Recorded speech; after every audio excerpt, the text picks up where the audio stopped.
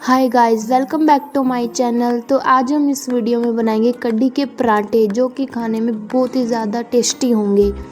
तो आगे बढ़ने से पहले हमारे इस चैनल को सब्सक्राइब ज़रूर कर लीजिएगा। तो कढ़ी के पराठे बनाने के लिए मैंने सबसे पहले यहाँ पे थोड़ा सा आटा ले लिया है और उसमें 1.5 चम्मच के करीब नमक और 1.5 चम्मच के ही करीब हल्दी ले लिया है और थोड़ा सा उसमें तेल भी मिला लिया है और उसे थोड़ी देर हम मिक्स कर देंगे।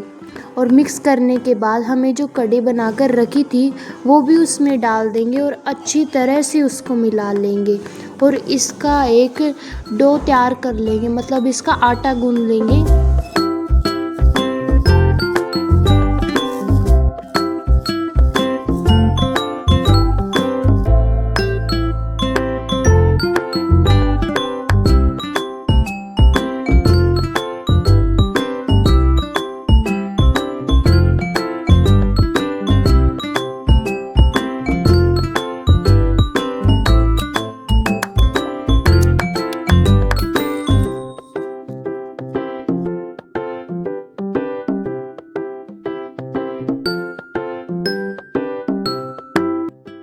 तो हमारा ये आटा बनकर बिल्कुल तैयार हो चुका है और इसे हम एक एक करके बेल लेंगे।